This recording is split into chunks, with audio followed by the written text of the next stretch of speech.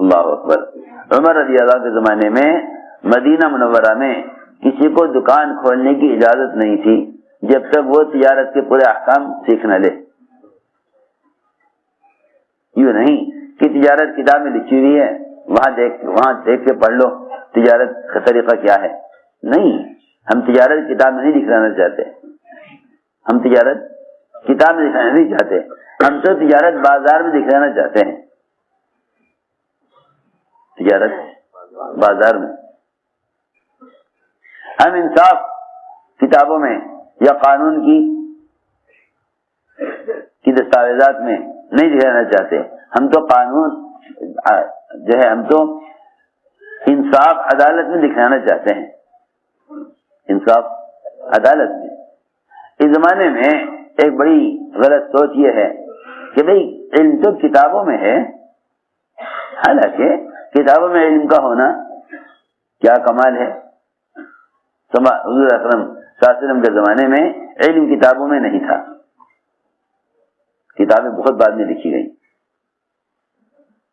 علم کتابوں میں نہیں تھا، علم کتابوں میں نہیں تھا، علم کتابوں میں نہیں تھا، بلکہ مسلمان کے عمل سے اسلام سمجھ میں آتا تھا، مسلمان کے عمل سے اسلام سمجھ میں آتا تھا، مسلمان کے عمل سے اسلام سمجھ میں آتا تھا۔ بازار میں جاتے تو وہاں ان کو صحیح ناپ تول عملی طور پر نظر آتی، عدالت میں جاتے تو وہاں ان کو انصاف نظر آتا۔ علی رضی اللہ تعالی عنہ، ان کا جھگڑا ہو گیا ایک یہودی کے ساتھ، ایک یہودی کے ساتھ جھگڑا کس پر؟ کہ جھگڑا تھا ایک زرہ پر۔ حضرت علی فرماتے تھے یہ زرہ میری ہے، یہودی کہتا تھا نہیں آپ غلط کہہ رہے ہیں، زرہ میری ہے۔ فرمایا چلو عدالت میں، چلو عدالت میں چلو، قاضی فیصلہ کرے گا، چلو عدالت میں قاضی فیصلہ کرے گا۔ وہاں پہنچے عدالت میں، قاضی دیکھتے ہی حضرت علی کو کہ مہم تشریف لائے ہیں، حضرت علی کا ہی بنایا ہوا قاضی تھا، حضرت علی کو دیکھ کر قضا کی کرسی سے اور جج کی کرسی سے کھڑا ہو گیا۔ قاضی نیچے بیٹھ گیا زمین پر یہودی کے ساتھ، حضرت علی کو کرسی پر بٹھایا، پوچھا امین کیا حکم ہے، کیسے آنا ہوا؟ حضرت نے فرمایا یہ زرہ میری ہے، باقی بات سچی ہے، حضرت علی رضی اللہ تعالیٰ عنہ جھوٹ نہیں بول سکتے، کہا زرہ میری ہے۔ قاضی نے کہا آپ کے پاس گواہ ہے کہ میرا بیٹا گواہی دے گا؟ قاضی نے کہا بیٹے کی گواہی باپ کے حق میں کافی نہیں، بیٹے کی گواہی باپ کے حق میں کافی نہیں، عدالت کا فیصلہ یہ ہے کہ یہ زرہ آپ کو نہیں مل سکتی، عدالت کا فیصلہ یہ ہے کہ زرہ آپ کو نہیں مل سکتی، یہ فیصلہ کیا۔ علی رضی اللہ عنہ نے فرمایا ٹھیک ہے، عدالت کا فیصلہ ہمیں منظور ہے، عدالت کا فیصلہ ہمیں منظور ہے، کوئی حرج نہیں، اگر زرہ جاتی ہے جائے، لیکن عدالت کا فیصلہ یہ ہے کہ زرہ آپ کو نہیں مل سکتی، تو ہمیں عدالت کے فیصلے کا احترام ہے۔ جیسے ہی فیصلہ ہوا فوراً اسی یہودی نے کلمہ پڑھا، اشہد ان لا الہ الا اللہ واشہد ان محمدا عبدہ ورسولہ، یہ پڑھ کر اسلام میں داخل ہوا اور زرہ حضرت علی کو واپس کی۔ کیوں؟ زرہ تو یہ آپ ہی کی ہے، زرہ تو یہ آپ ہی کی ہے، آپ کے اونٹ سے یہ زرہ گر گئی تھی، میں نے اٹھائی تھی، اور میں نے یہ دعویٰ جو کیا ہے جھوٹا کہ زرہ میری ہے، میں نے جھوٹا دعویٰ آپ کی عدالت میں انصاف کو دیکھنے کے لیے کیا ہے کہ آپ کی عدالت میں انصاف مسلمان غیر مسلم کے اعتبار سے ہوتا ہے یا آپ کی عدالت میں انصاف حق کے اعتبار سے ہوتا ہے؟ ہم نے دیکھ لیا کہ آپ کی عدالت جو فیصلے ہوتے ہیں وہ فیصلے نبیوں کی طرح ہوتے ہیں، فیصلے نبیوں کی طرح ہوتے ہیں۔ میں نے تو آپ کی عدالت کا فیصلہ دیکھنے کے لیے کہ آپ کے یہاں فیصلے مسلمان غیر مسلم کو سامنے رکھ کر ہوتے ہیں یا آپ کے یہاں فیصلے حق اور انبیاء علیہ السلام کی ہدایت کے مطابق ہوتے ہیں، میں تو یہ جانچنا چاہتا تھا۔ بالکل زرہ آپ کی ہے یہ کہہ کر یہودی نے زرہ حضرت علی کو واپس کی اور اسلام میں داخل ہوا۔ علی رضی اللہ عنہ فرمایا کہ یہ زرہ اب تمہارے لیے ہدیہ ہے، ایک گھوڑا دیا سواری کے لیے اور ہتھیار بھی دیے، مال بھی دیا، خوب نوازا حضرت علی نے اس کو، اور پھر وہ آخری حضرت علی کے ساتھ ہی رہا اور شہادت ملی۔ میں تو اسے عرض کر رہا تھا کہ اس زمانے میں پڑھنے پڑھانے والے سمجھتے ہیں کہ کتابوں میں علم ہے، علم کتابوں میں رہنے کی چیز نہیں تھی۔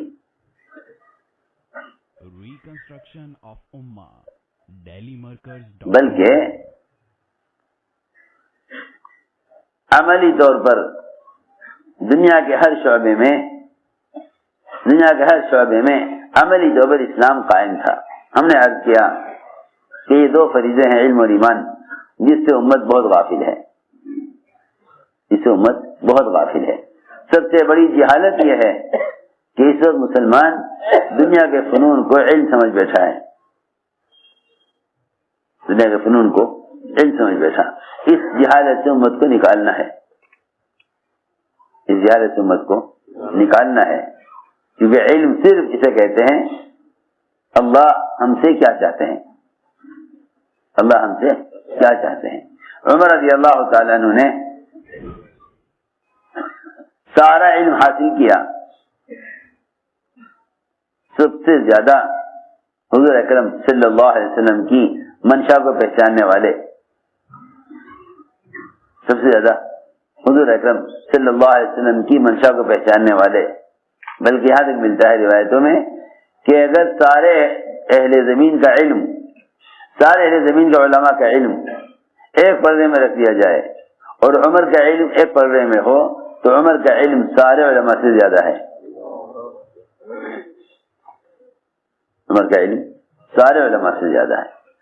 ایسے حضرت عمر علم والے۔ بلکہ عمر رضی اللہ عنہ ایسے آدمی تھے،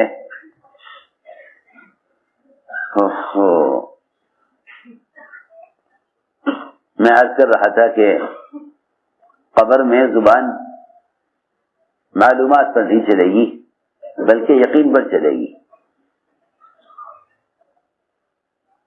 عمر رضی اللہ تعالیٰ عنہ اس یقین کے اعتبار سے اس درجے کے ہیں کہ حضور اکرم صلی اللہ علیہ وسلم نے جب قبر کا خوفناک منظر عمر کے سامنے رکھا، بڑا خوفناک منظر، کہا عمر قبر میں تجھ سے سوالات ہوں گے، یہ 3 سوال، اور عمر یاد رکھ تجھ سے سوالات کرنے والے آئیں گے قبر میں،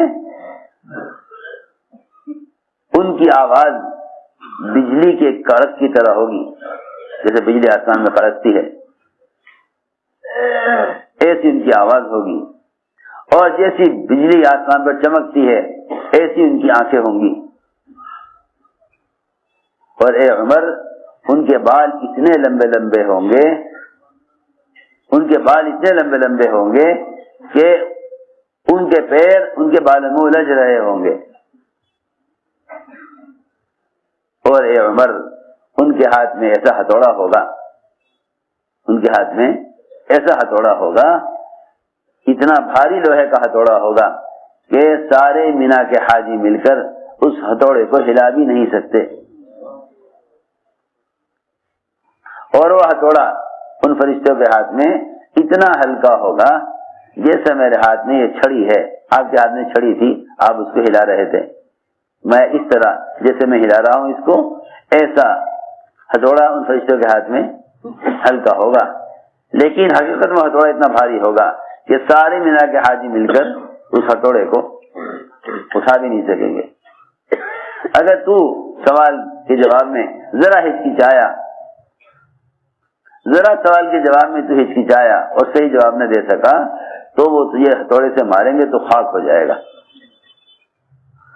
حضرت عمر رضی اللہ عنہ نے ساری بات سن کر عرض کیا کہ یا رسول اللہ یہ تو بتائیے کہ جب وہ مجھ سے قبر میں سوالات کریں گے تو میں اس وقت ہوش میں ہوں گا؟ فرمایا ہاں، جیسے اس وقت بیٹھا ہوا ہے ایسے ہی وہ تجھے بٹھائیں گے اور تجھے سوالات کریں گے۔ حضرت عمر نے فرمایا پھر تو اگر یہ بات ہے پھر تو میں ان تینوں سوالات میں فرشتوں سے نمٹ لوں گا، فرشتوں سے نمٹ لوں گا وہ اطمینان سے۔ اصل میں ہم میں صاحب میں فرق یہ ہے کہ ہم قبر کے سوالات کی طرف سے غافل ہیں، صحابہ مطمئن تھے، صحابہ ہاں ہم غافل ہیں۔ یہ فرق ہے، یہ فرق ہے۔ ہم غافل ہو کر قبر کے سوالات کی طرف سے بے فکر ہیں، وہ مطمئن ہو کر بے فکر تھے۔ ہماری بے فکری غفلت کی وجہ سے ہے، ان کی بے فکری اطمینان یقین کی وجہ سے ہے۔ اتنے میں جبرائیل آئے، کہنے لگے کہ یہ جو آپ کا ساتھی ہے نا عمر، یہ جو آپ کا ساتھی ہے نا عمر، جب قبر میں ہم جس سے سوال کرنے آئیں گے تو یہ یوں کہے گا کہ اے فرشتوں تم بتاؤ تمہارا رب کون ہے، اے فرشتوں تم بتاؤ تمہارا دین کیا ہے۔ میں تو اپنے رب کو تم سے زیادہ جانتا ہوں، اپنے دین کو تم سے زیادہ جانتا ہوں، اور تم مجھ سے پوچھتے ہو نبی کے بارے میں، میں اپنے نبی کو تم سے زیادہ جانتا ہوں، تم بتاؤ تمہارا نبی کون ہے۔ فرشتے واپس چلے جائیں گے اللہ تعالیٰ کے یہاں سوال جواب کیے بغیر، اور جا کر کہیں گے کہ سمجھ میں نہیں آتا اے اللہ اس سے عمر کو ہماری طرف بھیجا گیا تھا یا ہمیں عمر کی طرف بھیجا گیا تھا۔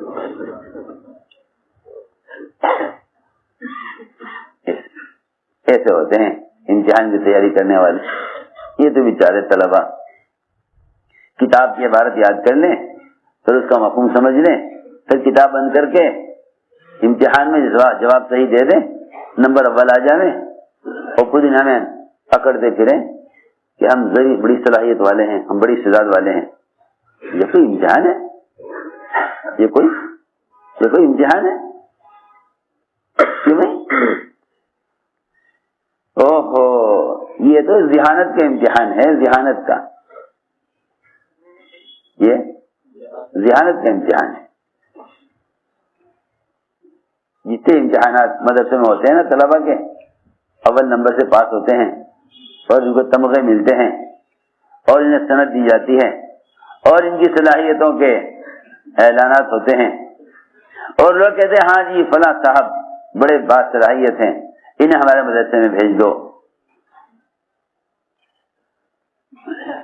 یہ تو سارے امتحانات ذہانت کے ہوئے ہیں، سارے امتحانات ذہانت کے ہیں، یہ کوئی امتحان نہیں ہے، اور یہ امتحان کا سنت طریقہ بھی نہیں ہے۔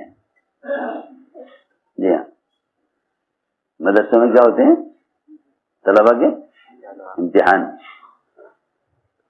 جیسے مدرسے میں ہوتے ہیں ایسے کالج اسکول میں بھی ہوتے ہیں۔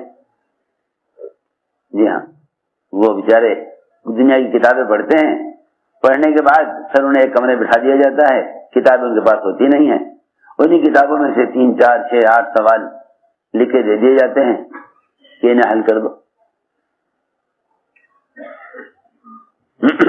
یہ طریقہ ہے امتحان کا، یہ کوئی امتحان ہی نہیں، یہ کوئی امتحان ہی نہیں ہے۔ جو ذہین ہوگا، دماغ ذرا تیز ہوگا، وہ جواب دے دے گا اپنی معلومات سے، اور جسے خبر نہیں ہوگی وہ کہے گا میں نہیں جانتا۔ ذرا غور کرو سب مل کر کہ حضور اکرم صلی اللہ علیہ وسلم نے اپنے صحابہ کے امتحان کیسے لیا۔ نہ انہیں قلم کاغذ دیا کہ لو یہاں بیٹھ کے جوابات لکھو، بلکہ حارث بن مالک رضی اللہ تعالی عنہ ایک روایت میں عوف بن مالک رضی اللہ تعالیٰ عنہ، دونوں کے واقعات الگ الگ ہیں۔ سو رہے تھے مسجد میں، آپ نے آ کر نیند سے اٹھایا، اٹھاتی پہلے سوال کیا کیف اصبحت یا حارث، بتاؤ کس حال میں صبح کرتے ہیں، کس حال میں صبح کر رہے ہو، بتاؤ کس حال میں صبح کر رہے ہیں؟ انہوں نے جواب دیا اصبحت مؤمنا حقا، صبح کر رہا ہوں ایمان کی حقیقت کے ساتھ۔ یہ تھا امتحان، صبح کر رہا ہوں ایمان کی حقیقت کے ساتھ۔ فرمایا کہ ہر قول کی کوئی دلیل ہوتی ہے، تمہارے اس قول کی کیا دلیل ہے؟ بتاؤ تم نے ایمان کیا سیکھا، بتاؤ تم نے ایمان کیا سیکھا۔ جب ایمان کا امتحان اس زمانے میں ہوتا ہے نا مشکات کی جماعت کا، تو وہ بیچارے یزید و ینقص کی بحث، اس کی اختلافات، اقوال، دلائل لکھ کے دے جاتے ہیں، جس کا صحیح ہوتا ہے اس کو زیادہ نمبر، جس کا غلط ہوتا ہے وہ فیل۔ جی ہاں، ممتحن بھی، مطمئن اور ممتحن وہ بھی مطمئن، دونوں ممتحن دونوں مطمئن ہو جاتے ہیں۔ جی ہاں، دونوں مطمئن ہو جاتے ہیں، امتحان لینے والے بھی اور امتحان دینے والے بھی، کہ جی میں نے صحیح جواب لکھ دیا۔ ارے ذرا غور تو کرو، حضور اکرم صلی اللہ علیہ وسلم نے امتحان لیا حارث بن مالک کا، کس حال میں صبح کر رہے ہو؟ عرض کیا دنیا سے میں نے رخ پھیر لیا ہے، رات کو عبادت کرتا ہوں، دن میں روزے رکھتا ہوں، جنت اور دوزخ کو اپنی آنکھوں سے دیکھتا ہوں، جو کچھ احوال آپ نے بتائے ہیں جہنم کے وہ میرے سامنے ہیں، اور جو کچھ آپ نے نعمت جنت کی بتلائی ہیں وہ سب میرے سامنے ہیں، حشر کا میدان اپنی آنکھوں سے دیکھ رہا ہوں، لوگوں کے ہاتھوں میں اعمال ناموں کی تقسیم اپنی آنکھوں سے دیکھ رہا ہوں، اور مجھے نظر آ رہا ہے کہ اللہ کا عرش لایا جا رہا ہے۔ جب یہ بیان کیا، امتحان کا سوال آیا نا کہ بتاؤ ایمان کیا ہے، یہاں طرف سوال کرو ایمان کیا ہے، تو کیا بحث کریں گے؟ یزید و ینقص، بس نہ یہ خبر ایمان کہنے سے بڑھتا ہے نہ یہ خبر کہنے سے گھٹتا ہے، اقوال، اختلافات، دلائل، بس اس بحث کرنے کا نام علم رکھ لیا۔ وہاں دیکھ لیجیے آپ کسی صحابی کے ایمان کے بارے میں سوال پر یہ کوئی جواب کہیں بھی ثابت نہیں ہے، یہ جواب کہیں بھی ثابت نہیں، جو جوابات طلبہ دیتے ہیں وہ جواب کہیں بھی ثابت نہیں۔ جی ہاں، یہ تو مختلف تشریحات کے جوابات دیتے ہیں، اور وہاں جواب ہے حقیقت کے اعتبار سے، وہاں جواب ہے حقیقت کے اعتبار سے۔ یہ قبر میں سوالات کے جواب کیوں نہ دیں اور کیوں نہ مطمئن ہوں جب یہ دنیا میں زندگی میں صحیح جواب دے رہے ہیں، جیسا جواب دنیا میں دیں گے ایسے ہی جواب قبر میں دیں گے۔ ہم نے عرض کیا کہ حضور اکرم صلی اللہ علیہ وسلم نے جو کچھ غیب کے بارے میں بتلایا تھا، جنت و دوزخ کے بارے میں اور عذاب قبر اور حشر کے بارے میں، اس سب کے بارے میں حارث بن مالک رضی اللہ تعالی نے صحیح جواب دیے۔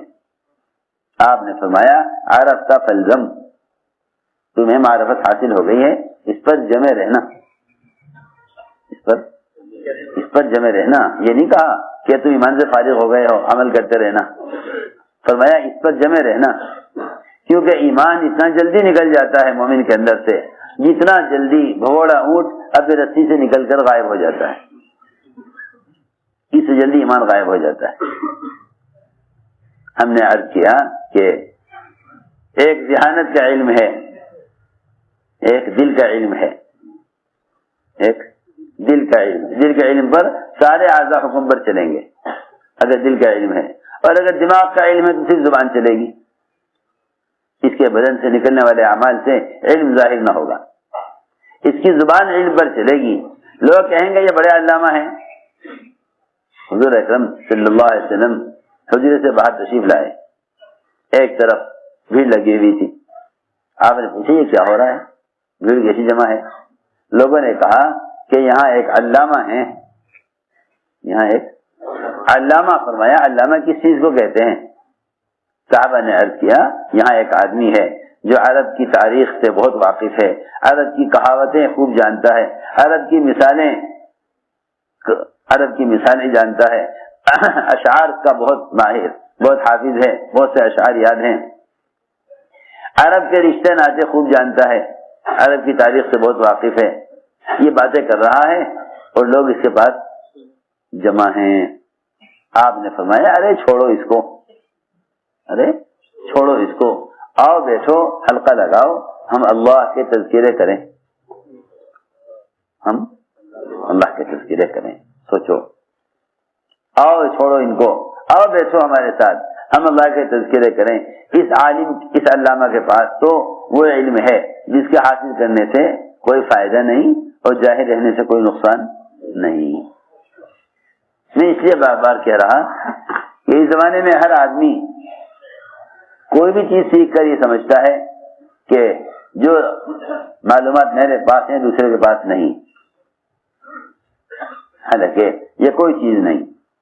علم تو بہت مختصر, بہت محدود. فرائض میں اللہ ہم سے کیا چاہتے ہیں اور سنتوں میں اللہ تعالی ہم سے محمد صلی اللہ علیہ وسلم کے طریقے پر کیا چاہتے ہیں, بس یہ دو چیزیں علم ہیں, قرآن اور حدیث. یہ دو چیزیں علم ہیں, قرآن اور حدیث. ہر چیز میں تم غور کر لو کہ جو چیز قرآن حدیث کے علاوہ ہے وہ علم نہیں, اور جو چیز قبر کے 3 سوالات میں نہیں وہ علم نہیں. سارا علم قبر کی 3 سوالات میں, یہ سارا علم قرآن حدیث کے اندر ہے.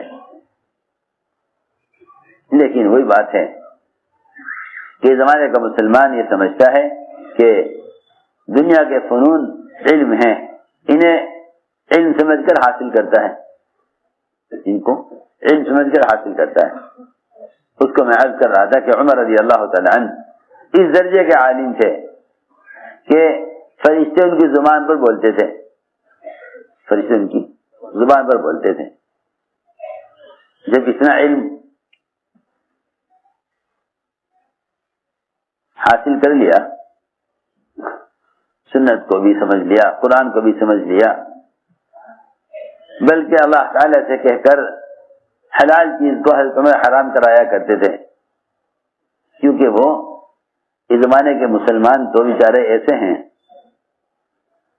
کہ وہ ایک حرام چیز کو حلال کرنے کی کوشش کریں گے اور حرام چیز کو حلال کرنے کے لیے دلائل تلاش کریں گے. کسی طرح یہ ایک حرام چیز ہے, یہ کسی طرح حلال ہو جائے تاکہ مسلمانوں کو سہولت ہو جائے. جی ہاں, آپ دیکھیں گے مختلف قسم کی چیزیں جن کے حرام ہونے پر, جن کا حرام ہونا ظاہر ہو رہا ہو, کوشش کریں گے کسی طرح یہ حلال ہو جائیں. تجارت میں کمائی کی شکلوں میں مختلف قسم کی حکومت کی اسکیمیں, جس میں رعایا کو اور پبلک کو مختلف قسم کی سہولتیں ملیں, ہر سمجھتے تھے ہمیشہ باطل اس کوشش میں رہے گا, ہمیشہ باطل اس کوشش میں رہے گا کہ مسلمانوں کو کمائی کے نقشوں میں سہولت کے راستے دکھلائے اور ان سہولت کے راستوں میں حرام مال داخل کر دے گا تاکہ مسلمان کسی طرح حرام کھانے پر آ جائے. کیونکہ ہر سمجھتے تھے مسلمان سے زیادہ غیروں کو یقین تھا, مسلمان سے زیادہ غیروں کو یقین تھا کہ اگر ان کو حرام کھلا دیا گیا تو ان کی دعائیں قبول نہ ہوں گی, پھر ہم آرام سے رہیں گے, پھر ہم آرام سے رہیں گے. اگر یہ دعائیں قبول ہونے لگی, اگر ان کی دعائیں قبول ہونے لگی تو پھر یہ ہم سے جیت نہیں سکتے, پھر یہ ہم سے جیت جائیں گے, اور اگر یہ دعائیں قبول نہ ہوئی پھر یہ ہم سے جیت نہ سکیں گے. تو میں نے عرض کیا کہ باطل اس کوشش میں رہتا ہے کسی طرح ان معاش اور اسباب کے راستے سے مسلمان کے پیٹ میں حرام پہنچ جائے. اس زمانے کے مسلمان جتنے بھی دنیا کے اسباب ہیں ان اسباب میں جو حرام شکلیں ہیں انہیں حلال کرنے کی کوشش میں لگے ہوئے ہیں. عمر رضی اللہ تعالیٰ عنہ ایک حلال چیز کے نقصانات کو دیکھا کرتے تھے. چیز حلال ہے مگر اس کا نقصان دیکھ رہے, چیز حلال ہے مگر اس کا نقصان دیکھ رہے. شراب حلال تھی, حضرت عمر اس کا نقصان دیکھتے تھے کہ نمازیں اس کتنی خراب ہو رہی. وہ اللہ سے کہتے تھے کہ اے اللہ شراب کو حرام کر دے. آپ سے آ کر کہا شراب حرام کرا دیجئے. آپ فرمایا ابھی اللہ نے حلال کیا ہوا ہے, میں کیوں حرام کراؤں حلال چیز کو؟ کہ نہیں نہیں حرام کرائیے اللہ سے کہہ کر. نقصانات دیکھیے نا کتنے ہو رہے ہیں, نقصان کتنا ہو رہا. اس زمانے کے مسلمان ان آلات اور ان چیزوں کے نقصانات کو نہیں دیکھتے جس سے معاشرہ بگڑ رہا ہے, بلکہ بیچارے اس چکر میں ہیں کہ جب کوئی حرام ہونے کی دلیل نہیں مل رہی تو پھر تو جائز ہی کہنا چاہیے. جی ہاں, پھر تو جائز ہی کہنا چاہیے. میری بات یاد رکھنا, مشتبہات میں تساہل برتنا مسلمان کو حرام کی حدود سے نکال دے گا. مشتبہات میں تساہل برتنا یعنی جو چیزیں مشتبہ ہیں, حلال ہیں یا حرام ہیں, جائز ہیں یا ناجائز ہیں, جن میں شبہ ہے, ایسی چیزوں کے بارے میں اگر مسلمان ڈھیلا پڑ گیا, کیا پڑ گیا, ڈھیلا پڑ گیا, اور یہ کہتا ہاں بھائی کوئی حرج بھی نہیں ہے,